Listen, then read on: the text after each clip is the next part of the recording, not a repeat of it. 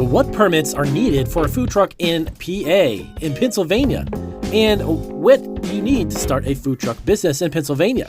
So we're going to go over a handful of licenses and permits. And in the description down below, we're going to hook you guys up with some great resources. So definitely check out those links. But we're going to get into those permits to start a food truck in Pennsylvania right now.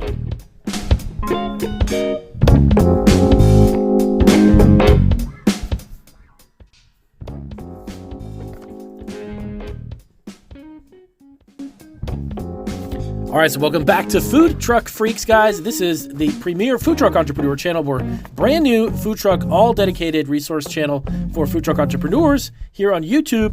And we've already got a handful of fantastic subscribers. We're loading up our channel with great resources. So definitely hit the subscribe button, guys, and definitely ask questions if you've got any questions about how to start your food business. So we are not new to food truck entrepreneur channels. We are not new here at YouTube. We've actually got 3 other great food truck entrepreneur channels and food entrepreneur channels here on YouTube. So definitely check out the links down below for that. We've been here for quite a few years. Our one channel, Marketing Food 09, we've got 100,000 subscribers. We've got 50 amazing countries that are watching our videos. So we appreciate all the feedback and all the support. So we started out this brand new food truck channel dedicated to entrepreneurs like you to understand and navigate what's needed to get up and running in your state. So let's jump right into it. Now, Pennsylvania has a really unique type of setup for their mobile food facility units. They've actually got 4 types. They have a type 2, type 3, and type 4, which either a permanent or temporary retail food license is required for. And then a type 1 is exempt from the license fee, but has to have an application still filled out and be inspected by the Department of Agriculture there in Pennsylvania. Now, more specifics about those different 4 types of mobile food unit requirements, I'm going to have down below in a link. So that way, you can find out specifically what kind of mobile food unit you want to create and build in the state of Pennsylvania. But I'm going to go over some licenses and permits, which are pretty mandatory across the board if you want to start a food truck business in Pennsylvania. So number 1, of course, is going to be your EIN. This is going to be your employer identification number. This is given to you by the IRS. This is also a free, one of the few things that are free for you to apply for online. Go to the IRS website, and there you'll basically fill out the information about your business, specifically your food truck. They're going to issue an EIN. That's going to be for tax purposes. So when you go to your accountant at the end of the year and you fill out all of your paperwork for your taxes, because you're going to make so much money with your food truck, when you start to pay on your profits, you want to have an EIN. It's kind of like a social security number for your food truck business. So definitely check that out and get your EIN, number 1. Number 2, you want to obtain, of course, your business license. Now, in the state of Pennsylvania, when most states actually require this, now double check in your city or county, because each city or county is very unique unto itself as far as what they'll regulate, because they have a right to do that specifically on a local basis. But if you get a business license in one city and you cross over into another city, make sure that you don't need to have another business license in that particular city. This is one of the catches about having a mobile food unit like a food truck, is just that if you operate in a separate city or county and you're collecting tax, for instance, if you are required to do sales tax, you got to make sure that you operate legally. Most of these types of business licenses will not allow you to cross over into another city or county without having a second one or even a third one potentially. I know only 1 or 2 states in the United States that actually allow food trucks to travel anywhere. They don't need to actually have a separate business license in every city or county. So be sure that you don't need to have that. Next up, number 3, you're going to have your driver's license. So yes, of course, you're probably thinking, well, that's kind of a given, Damien. I know that. Well, the thing of it is that if you have employees or if you have a worker on your food truck and they are driving your food truck, perhaps maybe on a day when you're not there, or they're going to meet you at an event, but all in all, they're driving the truck and they don't have a valid license and they get into an accident or pulled over, you could potentially get cited as you being the owner of the food truck for not having an employee with a legitimate license, a legal license, or one that's not been revoked. So a valid license, of course, is needed. Make sure that each employee that you bring on board has a valid license and they are obviously aware of how to drive the vehicle. You don't want to lose your truck because that's your business, right? I mean, that's your bread and butter. And it's just because it's on wheels doesn't mean that it's not something that you want to get cited for or even get, losing your license for having your food truck itself. But the actual business license too could have some issues as well. So make sure everybody on board has a valid driver's license. Next up, your seller permit. So this goes by a couple different names. Sometimes it's called seller's license, a reseller's permit, seller's permits, and so on. Now, this is going to allow you to buy your ingredients without paying taxes on it. So what you do is when you sell the finalized product and your customer takes that product from you in your food truck window and you hand it to them, that's when you're going to transact the taxes and then remit that to the state.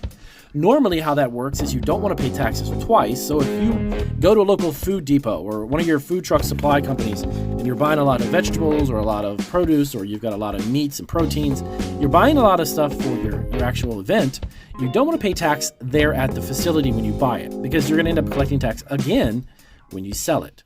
So you should be tax exempt from that, and that seller's permit or reseller's license, whatever it's called, you definitely want to make sure that you get it. Now it goes, like I said, by different names. So ask the city or county, how do you go about getting that? Because you definitely need one. Next up, food handler's permit. So a food safety certification or food handler's permit card is a pretty generalized thing actually across the board as well. This is actually going to be a program. Normally ServSafe is the name of the company. I believe that offers this. Is one of the biggest ones in the country. But you can take this course and actually get certified in it. And it's a monitored exam.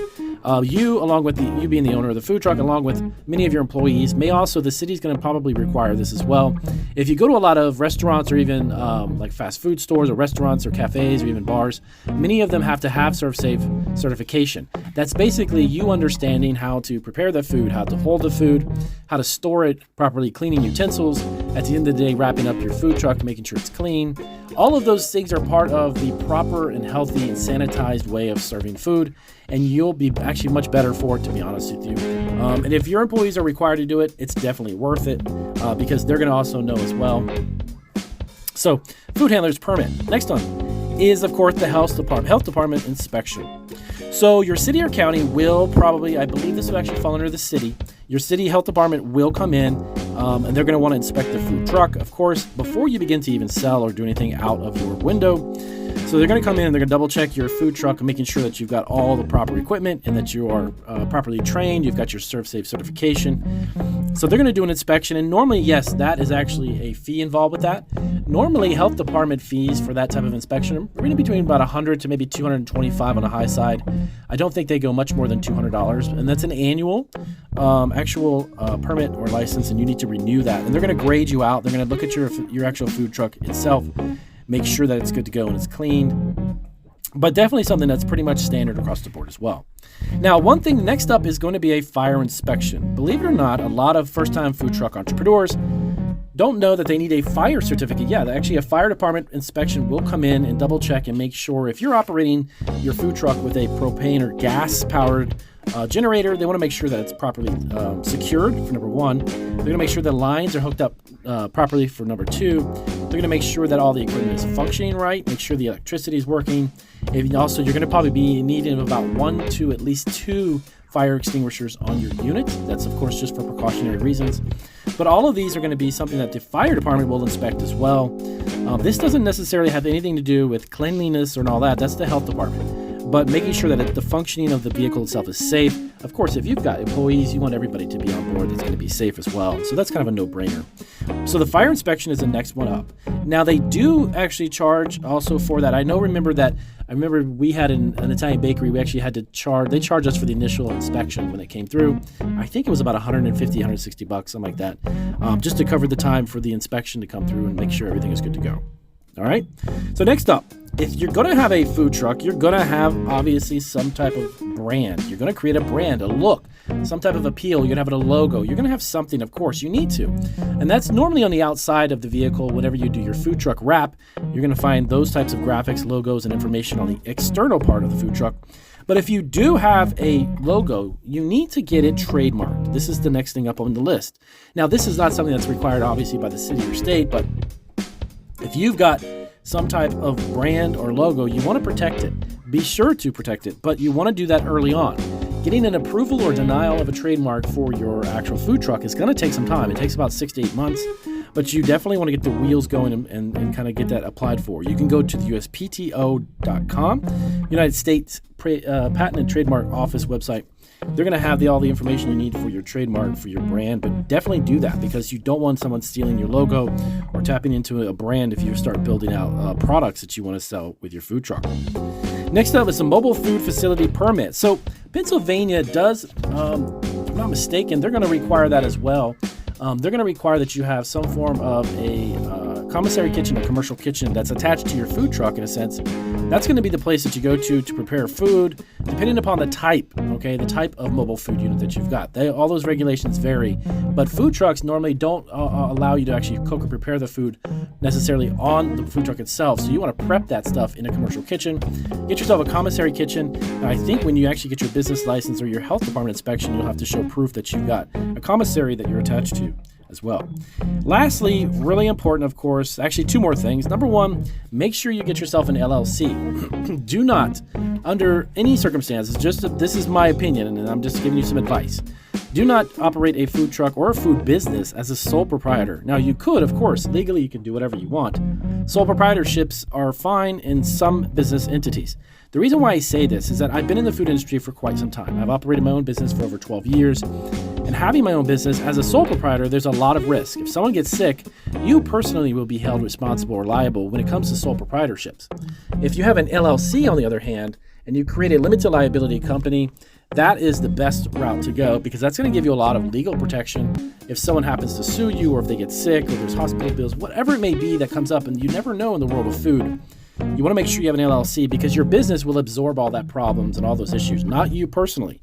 Sole proprietorships, you personally can be sued. Lastly, here we go, food truck insurance. So you need to make sure that you have an insurance policy for your food truck. Now, of course, I am not an insurance agent. I'm not going to sell you a policy, but you want to make sure you have at least what's required by the city or county in regards to your minimum coverage for your food truck.